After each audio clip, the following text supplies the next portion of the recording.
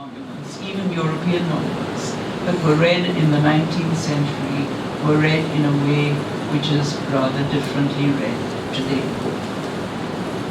So the historical narrative then began to be extended. There was more and more evidence available, and there were a few of them who did also say there must have been some history recorded somewhere. James Todd, for example, who was a great romantic, brought up on stories of the Scottish clans and the great heroic deeds of epic heroes. He went round Rajasthan collecting the stories from the Bhatt and the Charan and so on, and produced his very readable 2-volume book called The Annals and Antiquities of Rajasthan. Now he had a sense that somewhere along the line there is a native way of writing history. But he was dismissed as a romantic. No one took him seriously in terms of the data that he had collected. It's only we people now who turn to that. Very briefly, let me introduce the nationalists, and then I'll stop and we can go on to more other things. Nationalist historical writing came to be written at the end of the 19th century, early 20th century. And in the early 20th century, it became more and more influenced by the nationalist ideology. They accepted the periodization, Hindu, Muslim, and British. And as you know, that is so deeply rooted that to this day people talk about the Hindu period and the Muslim period without realizing that historically it really makes no sense. There was much else going on under the guise of the religion of the dynasties. But anyway, the nationalists accepted it. A few of them recognized that this was essentially fueling communalism. And they said, why don't we change this to ancient, medieval, and modern? So, from there, in their historical writing, the nomenclature changed to ancient, medieval, and modern. But the terminal points remained the same. So everybody then started saying, ancient, Hindu period, medieval, Muslim period, modern, British period. The concept didn't change. What they didn't understand is that the very basis of the periodization, that you cannot periodize history on the basis of the religion of the rulers, that history has much, much more to say about a society than the statement about the religion of the rulers. And the religion of the rulers, as we have now discovered, was really not all that primary. Much as we made it out to be, absolutely, Akbar was this, and Aurangzeb was that, and Ashoka was this, and Chandragupta was something else. But in fact, their religious beliefs, ideas, actions had very little impact on society as a whole. But that apart. So they accepted this, and that carried on. They rejected Oriental despotism, but not in a very full way. They kind of ignored it and said, no, that's not so. We didn't have despotic rulers. And one of them actually wrote a whole book on how ancient Indian kingship was exactly like the constitutional monarchy of Great Britain in the 19th century. Now this is, of course, historical nonsense, but nevertheless that conveys the kind of feeling they had, that somehow it's a feeling not too different, for example, this business of we lack the confidence to say that we had a perfectly respectable, decent system of functioning for those times. But it's this lack of confidence that comes up again, for example, today, when people go around saying that, oh, Ganesh, that is plastic surgery in ancient India. The Kauravas, that is genetics in ancient. You don't have to say that, because it's arrogantly untrue. You cannot have plastic surgery without a whole lineup of experiments, discussion, and so on, which then leads to a particular invention. Inventions are not overnight features. Inventions have a very, very long evolution of thought before they actually come to be. But this is this complete lack of sense of security, sense of confidence, that you're constantly saying, oh, we were better than everybody else, or we were as good as we are today 3,000, 4,000, 5,000 years ago. Historically, it makes absolutely no sense. So, yes, Oriental despotism is rejected. The texts were, of course, not questioned by nationalist historians. A few were, but the text, by the text I mean the Sanskrit texts, largely because they were regarded as religious texts. Most of the nationalist historians were Brahmins, Kayasths, Khatris, upper caste people who were hesitant, who didn't feel it was quite right to be critical about texts that were religious texts, texts they respected and revered. The Dharma Shastras were accepted as descriptive of society. So for many decades you had this strange thing of social history. The chapter on social history in history books was an absolutely minute chapter which simply said, and so Manu said there were these four castes and these were the duties of the four castes. Finished. The one person who did question this, who was not a nationalist, of course, a post-nationalist, was of course Ambedkar, who said quite clearly the obvious thing. There is a hierarchy, yes, we all know that. But what is behind that hierarchy? Why is it that some castes are dominant and other castes are subordinate? Some castes are even suppressed. It's those kinds of questions that needed to be introduced, which the nationalist historians missed out on in their study of social history. And what is very interesting and sad in some ways is that even social history written in the 60s and 70s by very aware historians tend to say, yes, and Ambedkar raised the question of dominance and subordination, but of course he was doing it in a political way. So out it goes. And it was only after that, in the last sort of 20 years or so, that people have seriously taken this on in terms of what was the position of various levels of caste, particularly lower castes, in the ancient period of history. The same, of course, with writing on women, and we'll discuss that a little more in detail later on. But you have the famous text of A.S. Aldekar, the social position of women in ancient India, where women couldn't have had a better position, even if they wanted to. The point, of course, is that this was based entirely on a very narrow, somewhat contorted reading of the upper caste Sanskrit texts, and not asking the kinds of questions that came to be asked later. And they accepted the Aryan foundations of Hindu culture, Hindu civilization, and the words are interchangeable. Hindu, Indian, Aryan foundation of Indian culture, Aryan foundation of Hindu culture, the words are used interchangeably. They are superior because remember, of course, right through the 19th and early 20th century, European thinking was that the Aryans were superior, or one body of European thinking certainly thought that the Aryans were superior. That is picked up and brought into the history of it. And that there is an unbroken continuity. And this unbroken continuity is something that still bugs us today. That there must be an unbroken continuity from Aryan times, Vedic times, and later on when the Harappa culture was discovered from Harappan times till now. And now, of course, people are talking about still earlier times, though the evidence for that is somewhat shaky. So, people like R.C. Majumdar and Radha Mukherjee talking about the fundamental unity of India are constantly harking back to Hinduism and Hindu unity, upper caste Hinduism, and upper caste unity.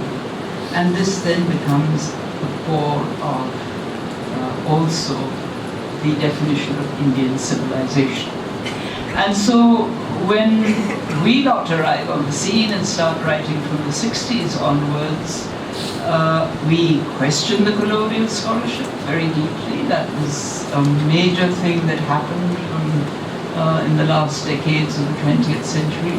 But we also then had to question those nationalists that continued with the colonial theories without challenging.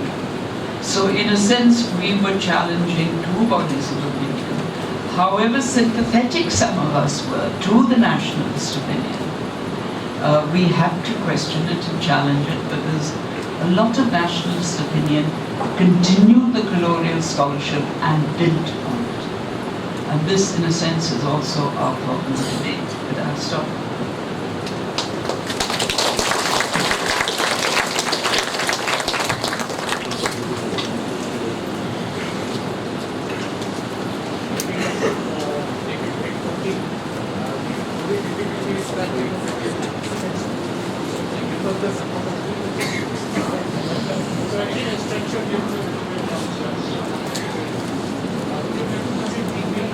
No, no, I'll come on.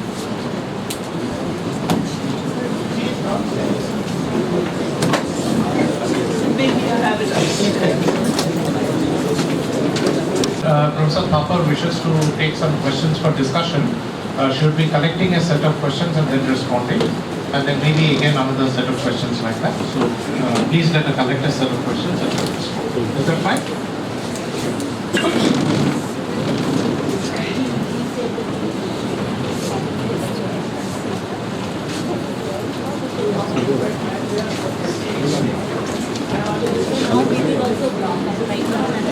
Yes, Chair.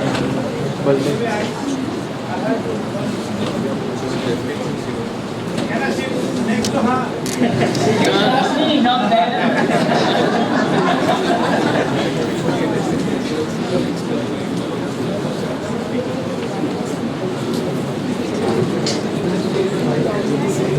No, thanks.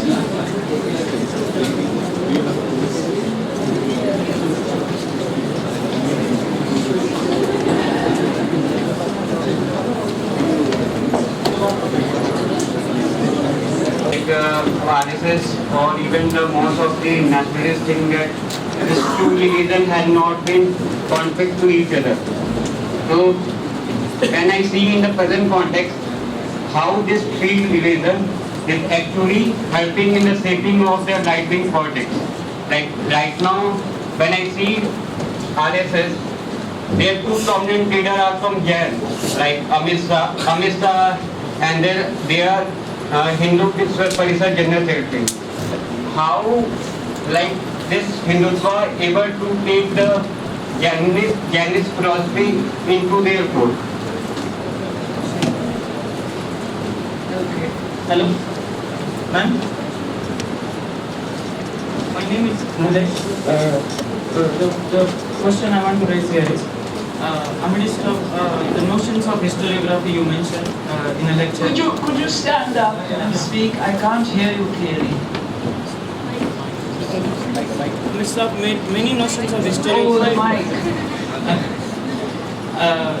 Among the debates of historiography and notions of historiography you mentioned, and their vestiges coming from the colonial narrative and contemporary religiosity, as you wrote in one of your texts. My question is, there is a third notion which was rather distinctive and significant for historical writing in India, and that is Ambedkar's writing, especially texts like Untouchables, Who Are They, Caste in India, and Annihilation of Caste, and Who Are Shudras. The point here is, how do you perceive this notion of historiography of Ambedkar in the light of significance and possibility of annihilation of caste for contemporary India? Because much of these debates, even when you said religion and the history are going hand in hand, are surrounded around the caste issue. So how do you perceive the possibility of annihilation of caste in contemporary science? Thank you.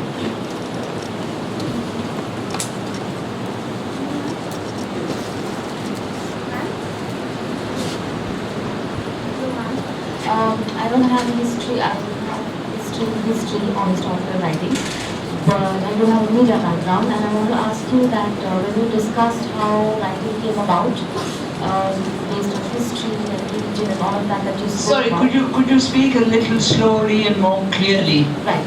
My question to you is that how do you view this in the context of the way the media have developed today?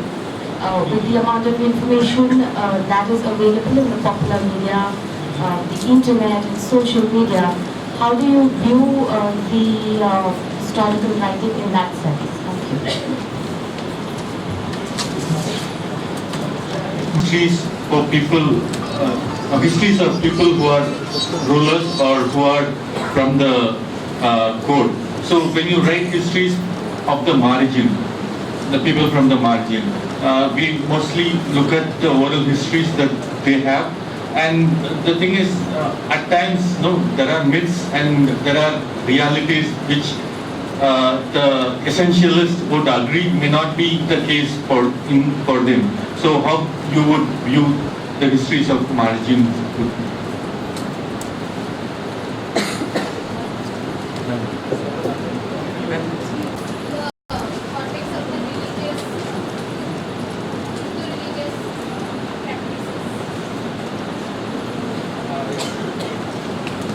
Thank you very much for the lecture. I'm basically speaking from the platform of a teacher who is teaching identities and inequalities. And I face lots of problems in the sense that, there is a kind of history with which students come, and they come with a baggage. And we have to give popular evidences. We cannot say, please read Romila Thapar or, like Encyclopedia of Jainism, where I came across lots of translation of letters given by Babur, Akbar, Jahangir, allotting lands to Jains. All these things have been sort of memory loss. Nobody remembers it, nobody bothers to know. What I'm saying is that where are these things? I mean, is it possible to have these things popularly written, which we can disseminate to the students, especially if there is a website or popular, easy to read kind of material. Students don't read very thick history books. Madam, I think I'll respond. Hold your questions for the next. The question about Buddhism and Jainism and Hinduism, and how people like Amit Shah, who is a Jain, has become so close to the RSS. You have to ask the question there of does this particular person or the community, if it's a community that is coming close, really go back to understanding its own religion? Or is it happy or happier amalgamating its religion with the bigger one? Now, part of this is historical.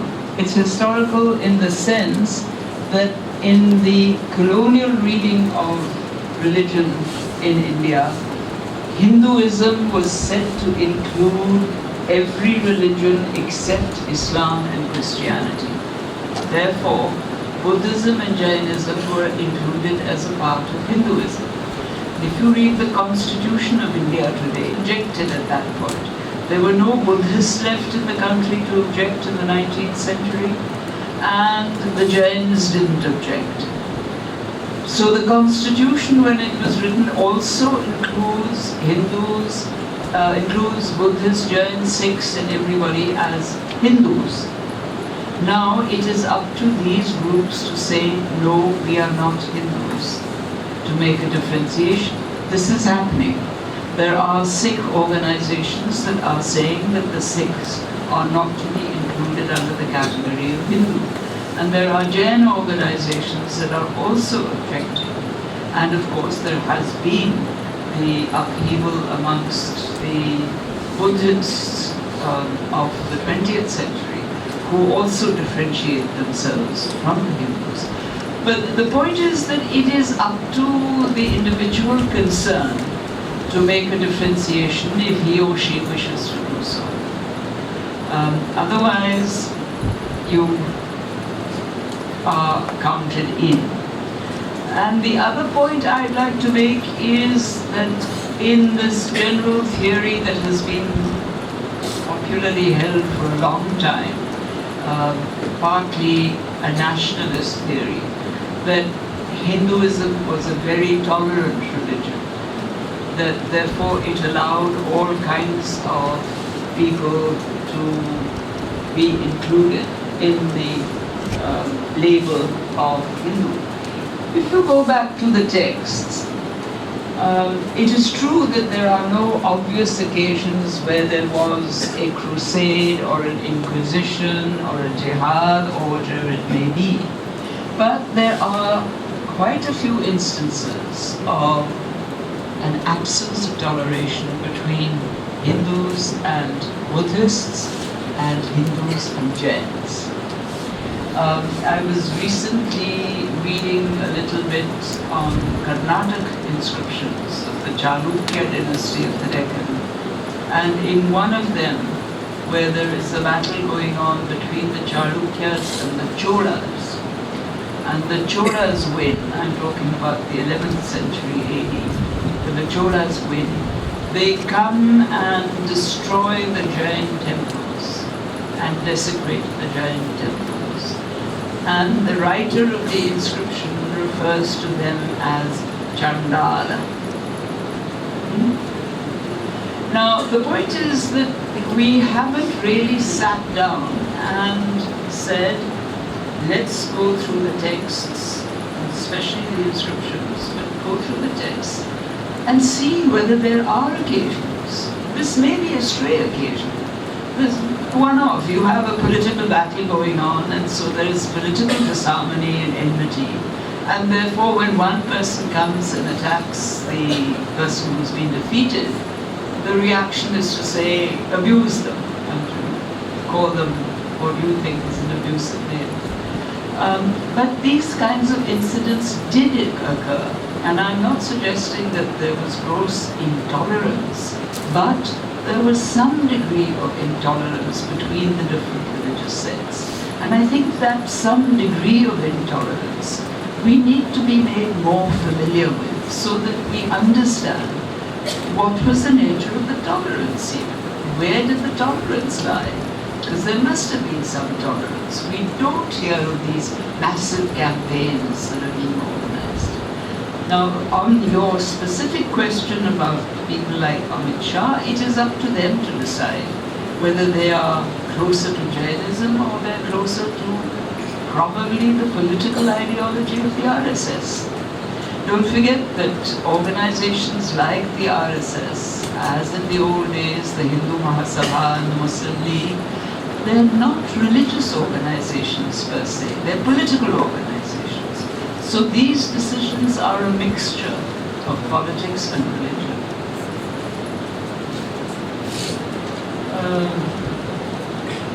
Yes, Ambedkar and the annihilation of caste.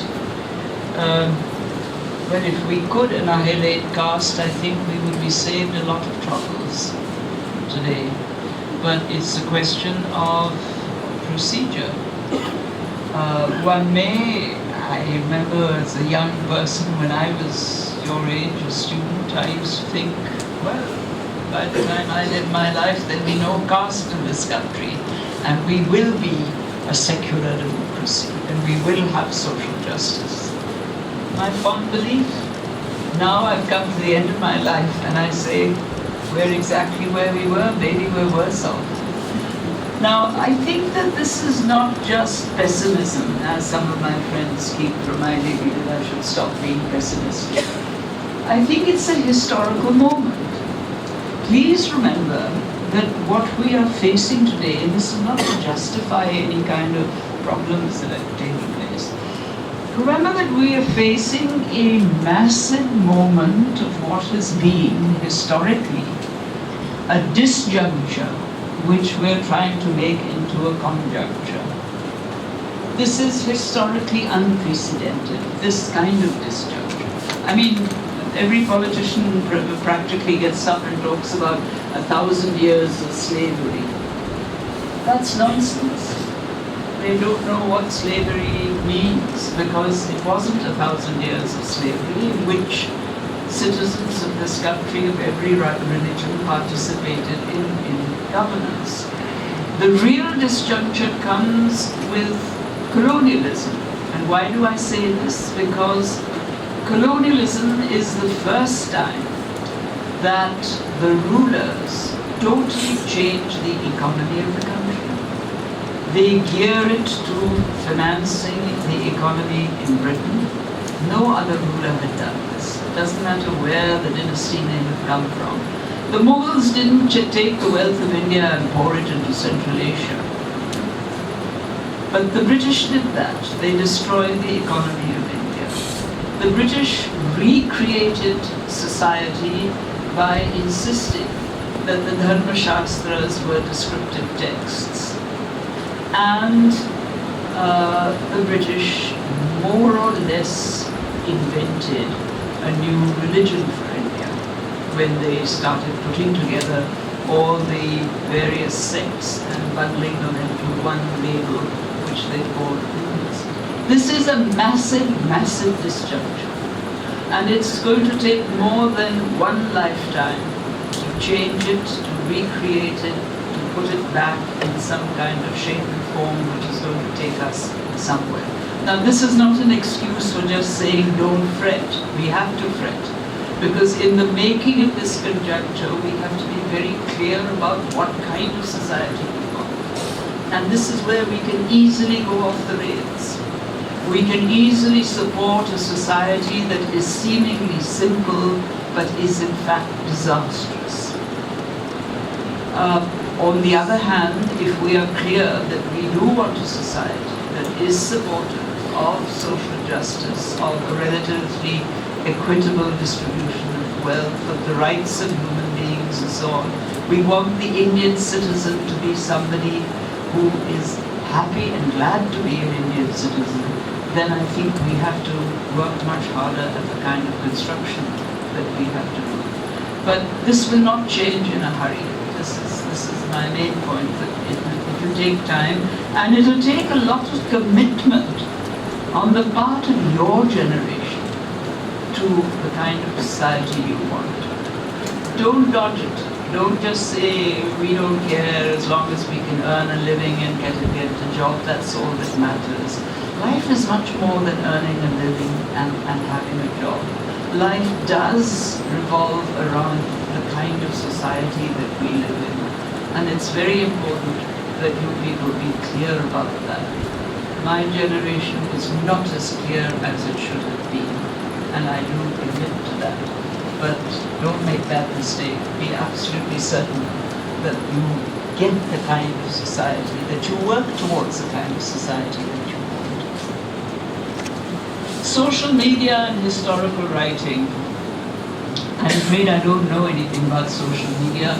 I don't have the time to be on Twitter or Facebook or anything of that order.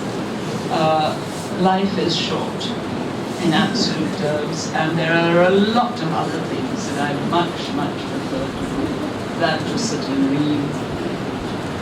What I'm told by my kind friends is a lot of abuse about me on the social media and a lot of garbage about other people. So I'm not interested. History doesn't depend on the social media, but at the same time, history does depend on an intelligent projection of history in the public mind.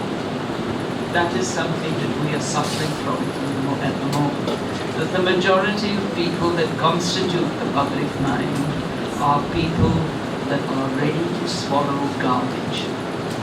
And I think one of the reasons for that, it's not the only reason, it's partly the social ambience in which we live, in which garbage is constantly reconstituted, reconstructed, poured out, made available in easier and easier mouthfuls. But it's also partly that we have such a ridiculous educational system. If you look at, and this is coming partly to the other question I was asked, if you look at the textbooks that are used, and this is an old hobby horse of mine and I'm willing to go back to it again and again and again, The amount, if you look at the textbooks that are used, take a selection of textbooks in your area that are used in the schools and take the trouble to go through them, and you will be appalled to see what a lot of nonsense they contain. And this is what our kids are being brought up on. You look at television programs. We aren't nearly alert enough to write off to channels and say, this is absolutely appalling what you're projecting. This is completely historically incorrect and it's giving the wrong impressions and you should stop doing so. People don't because it's comfortable, it's easy on the eye, it's nice to sit back and watch it.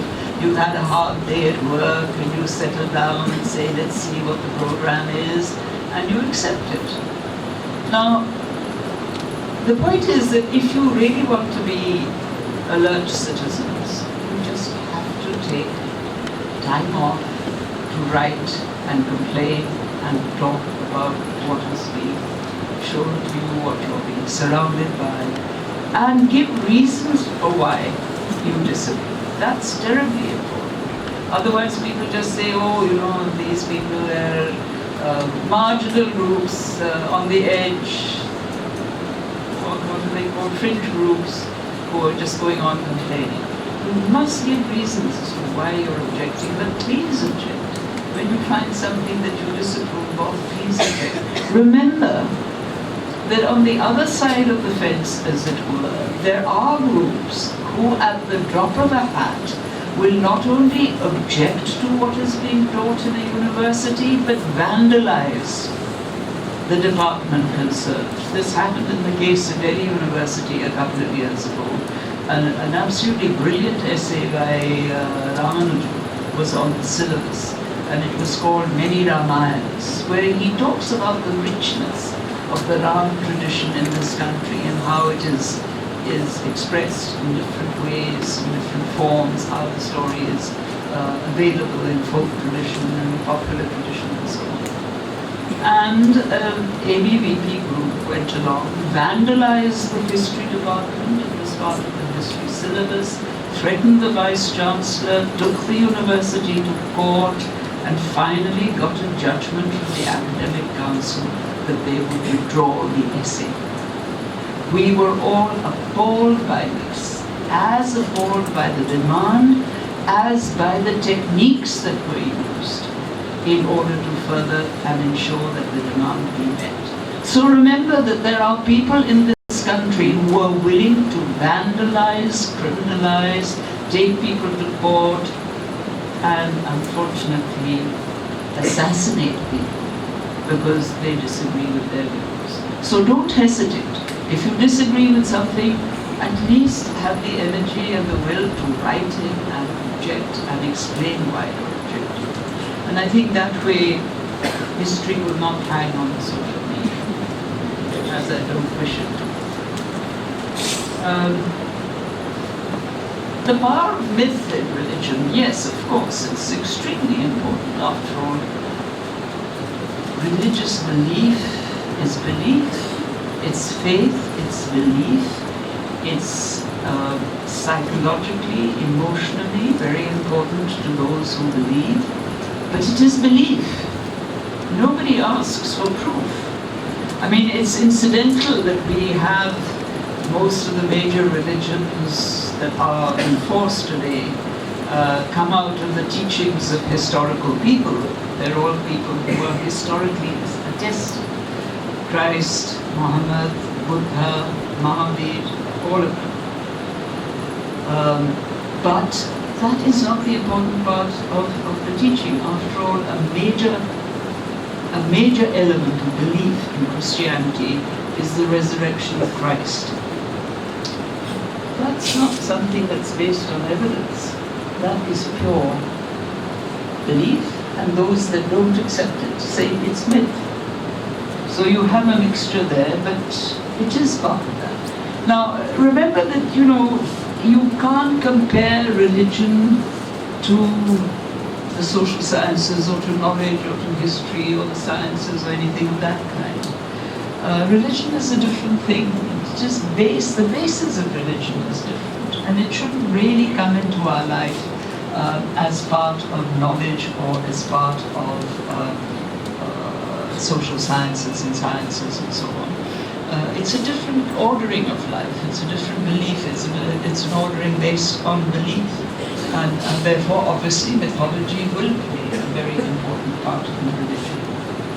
But that doesn't mean that from another point of view, from the point of view of knowledge, not from the point of view of faith, that we say that because mythology is an important part of religion, we must accept mythology. Mythology has its place, which is quite distinct and different from knowledge, information, evidence, etc., etc. So the two should be kept apart. Identities and how to teach them. It's a problem. It's a problem because, how should I put it? What you really need is a tremendous public participation in the writing of new knowledge.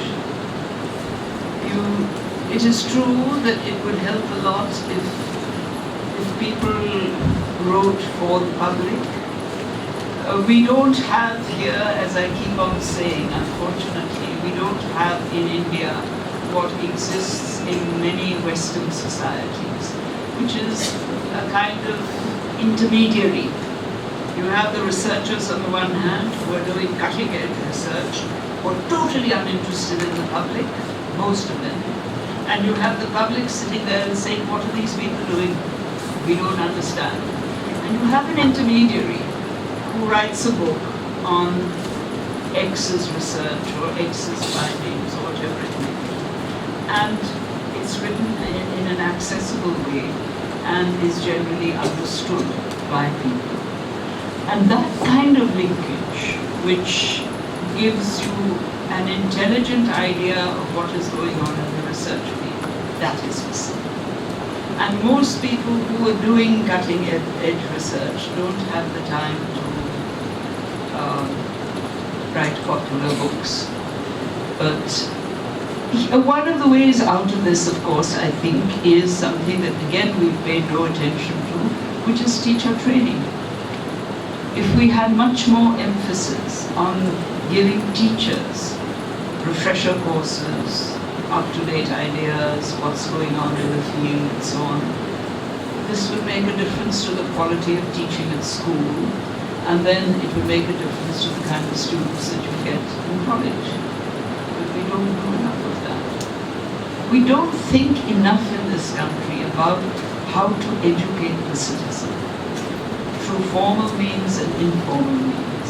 And I fear, and I think that the fact that we have taken education so lightly and so indifferently ever since independence is because the politician is terrified of an educated citizen.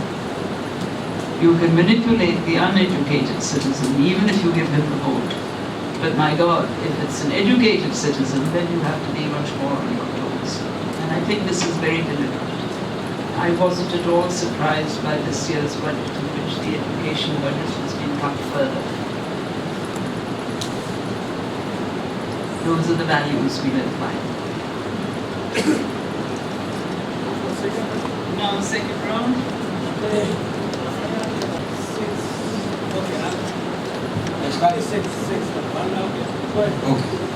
See, the ethnographers are told just to report what you see. And probably some of them argue they are not subject to any moralities and any kind of ethics controlling them. Do the historians have such obligations? Or they simply report what they see? Because historically, historians have been patronized by kings and they wrote what the kings they wanted him to write. Do the historian also, now contemporary historians, you came in exceptional cases, but there are RSS historians, there are Congress historians, there are BSP historians. Mention one RSS historian. Okay. Historian. Yeah. So whom should we actually rely on? What is the history? What is the right history? And are there conditions to evaluate whether it is worth listening or reading?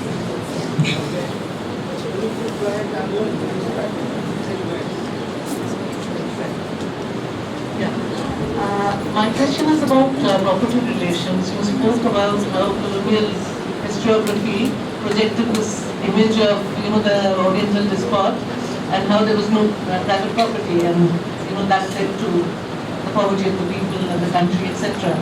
And of course, the British created private property in land in the permanent settlement.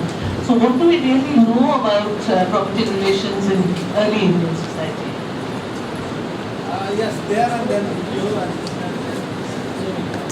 I have a couple of related questions. Firstly, like we are seeing that there is a lot of democratization of knowledge is happening over the years, over the last few years, especially after independence. But still, there is a popular belief in the academia that it's the Marxist historians who have appropriated all the knowledge and they did not do justice to a lot of people who sort of belong to the identity politics domain, and even this criticism comes from the right wing. And secondly, then how do you see the entire controversy which happened a couple of years ago regarding Arundhati Roy writing the introduction of annihilation of caste, and then the Ambedkar's cartoon that appeared in NCRT books. So how much of this, because it's not like only some people get offended whenever there is a text coming, or who is behind what and what kind of politics is there. So do you think all this is a very well-calculated strategy, or it is just innocuous? How does it all play out? Became militarily successful and then assign themselves a prime place in the name of Brahmin through the text. Later, they first became successful militarily and then later assign themselves as a prime place in the name of Brahmin through some text. So the text comes later than the military success. Could it be the case? Ma'am, good morning. Mine is a methodological query. Actually, I wanted to know that whether folk material like folklore and folk sayings or songs have any role in writing history, or they can be used as epistemological sources. What do you think of it? You have just said that we have analyzed the Rigveda now. It is written a little bit in a Sanskrit language, as well as a little bit in like a Dravid. So my question is, actually when I try to keep the Vedic period, I keep in the proto-historic period. So my the question is, actually the main definition of proto-history is that literature exists in this period, but we are not able to read the existing literature. That's why Harappan period as well as Vedic period is called a proto-history. If we are able to read Rigveda, so why we are not keeping a Vedic period in historic period? This is my question. Thank you. The right history. History is a body of knowledge, and therefore, as a body of knowledge, it is susceptible to repeated examination, re-examination. It has to be juxtaposed with any new knowledge that comes up in that subject, and if any adjustments have to be made, adjustments are made. Which is why one went from chronological narratives to dynastic history, to social and economic history, to the history of women's movements, to environmental history, and also that way. That's one thing. The crux of deciding what is reliable history, we don't say right, we say reliable. The crux of deciding what is reliable history is looking at the evidence and trying to see how a historian has used the evidence. What I'm suggesting is that it requires a little effort and exercise on the part of the reader, that you don't read history books like you read novels. You don't just sit back and relax with them and get into a state where you're ready to believe whatever is written. You have to read history with a certain critical approach. And wherever you feel that the argument is somehow far-fetched or different or differs from what you have been brought up on so far, or what you've been reading so far, ask the question of what are the sources. Now, any good historian worth his or her name will indicate the sources that they have used. If you come across a book that doesn't tell you what sources the author has used and claims to be giving you the correct version, you can be 100% sure that it is garbage.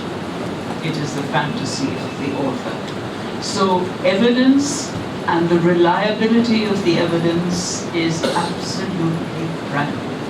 All right. The second thing you look for is how is the evidence being used. The major factor in historical research, I seem to be giving my little awkward historical method in answer to your question. The major factor in historical research is causality. What caused an event to happen or a person to behave in a particular way? Is there a link between B and A? If A precedes B in time, is there a link between the two? If there is a link, what is the link? All right? Point number 2, causality. Point number 3, the nature of the causality has to be rational and logical. You cannot say, as was said in one of the historical biographies that I've recently been reading, again incidentally with Chalukya King, that he usurped the throne because the god Shiva appeared to him and said, you've got to do this, your elder brother is incompetent to rule and you have to get rid of him and do it. And therefore he was carrying out the orders of the deity. That is not acceptable causality in modern historical writing, however much it might have been making a point in the belief systems of that period. In other words, one can't dismiss it altogether by saying, oh, rubbish. You have to say, why is this author resorting to bringing in a deity as a factor of causality? And that tells you something about the times, the kinds of things that people believed in, the author, and the subject of the book. It tells you a lot about the historical moment when that particular passage was written. Now, today as historians, we do not take this as a viable cause. So, analyzing causality is an extremely important aspect of the writing of history. And then finally, when you've done all this, when you've collected your sources, in the beginning, when you set out to write your book and you collect your sources, you have to be sure that you have looked at every possible source. And this is becoming more and more difficult in the world of today because everything is interrelated. In the old days, it was great fun because you picked up one book in Sanskrit and that was the source that you used and you made all your statements on the basis of that one book. But today, people will turn around and say to you, scholars will turn around and say to you, but you know, this book refers, let's take an example, Kalharnan's famous history of Kashmir, the larger pyramid. But he starts off by saying, I have used as sources the Nilmat Quran, this Fulana, this, that, the other. He lists about 8 or 10 sources. Now the good historian writing on Kalha will go to those very sources and read them, and then ask the question, why did Kalhana put more emphasis on source X rather than on source Y? What are his reasons? So you're really investigating much more deeply than simply looking at the text itself. You're looking at the context of the text, and you're looking beyond at what might have gone into the making of the text. To that extent, one of the influences on historical writing based largely on textual data has come from the kind of work that has been done in literature in the last 20, 30 years. What is sometimes referred to or dismissed by people as the cultural term, the deconstruction of texts. Now, I for one certainly don't go all the way along with them, because I think sometimes it can lead to slightly absurd situations when the deconstruction goes a little haywire. But nevertheless, I think it's very important that as historians looking at texts, that we see how people in literature are advancing their ways of looking at texts, and see to what extent we can use some of the techniques that they are using in our own analysis of texts. Now, added to this, as far as ancient history is concerned, for the very early period, is of course archaeology.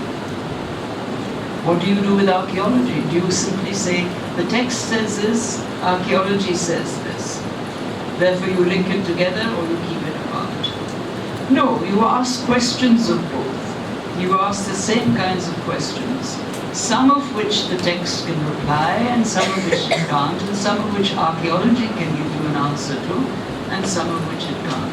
But what you get answers to, you put those answers together, and you build your narrative on that. So the nature of sources has changed enormously. There is new evidence coming in. In modern history, for example, there is the whole evidence of the oral tradition, which previously was dismissed and was regarded as quite unimportant. But today, we have techniques, very detailed techniques, of how to judge the validity of the oral tradition. And interestingly, these techniques have come not from historians, not so much from historians, but much more from anthropologists looking at African oral material, where there was this whole crisis of what do we do with African civilizations? Were there no civilizations in Africa? And then the Bantu oral tradition was looked at afresh. And a whole series of techniques have been worked out, which I won't go into here because they really are quite fascinating. And those techniques are being applied, interestingly, by some scholars to texts in India that were originally oral and then came to be written. For example, the Mahabharata, which we know was originally an oral text, and it then came to be written down. So, what scholars are doing is saying, are there any remnants of the techniques of the oral tradition that occur in the written form? What is called the formulaic evidence. We are finding remnants, descriptions, formulaic descriptions, bull of the Bharatas, tiger amongst men. These are phrases that keep coming up, and as long as the meter matches, they're brought in and so on. These are all indications of something different that existed before, which now has become part of the written tradition. So there's a lot of groundwork that goes into the writing of history. It's not just, you join the RSS and you write a history to please them. It doesn't work that way. Theory, positions, all right. This arises out of the change that takes place in historical writing in the 20th century. A change that really goes back to many traditions of investigating knowledge from texts. For example, a person like me, I have been deeply influenced by a variety of theories. And when I say deeply influenced, I mean I read at fair length on these theories before I evolved my own ideas of how to approach a text and what to do with it. The French sociologists, for example, had a journal called Annales, in which they published a lot of their new writing on social and economic history of Europe and occasionally of other areas. Fascinating writing right through the early years of the 20th century. And also a lot of economic history of the medieval period that influenced a number of medieval historians here. Influenced in the sense that it got people to read these writings and to ask questions. Then you have the big noises, the people who had grand theories of explaining the world. Karl Marx, who talked about European history going through 4 phases of primitive communism, slavery, the feudal mode of production, capitalism, and ultimately socialism. Max Weber, who analyzed power in the same way as Marx had analyzed the relationship between the producer, the means of production, the producer, the owner of the means of production. Weber analyzes power relations and what power means. And so it goes on, and there are other people like Mann later on who wrote about these things, and various other theorists. Now, what happens with the historian is, in order to understand the data, the evidence, you have to ask questions. And the asking of new questions is one way in which knowledge is pushed. So you ask new questions. How do you ask new questions? You're either a brilliant mind and you think it up all on your own, and the questions are very incisive, and you're able to reach out to knowledge that nobody else had reached out to earlier. Or you're far less brilliant, and you read all these theorists, and you ask yourself, what are the questions they are asking? And when you turn to your own texts and your own data and evidence, some of those questions may be relevant.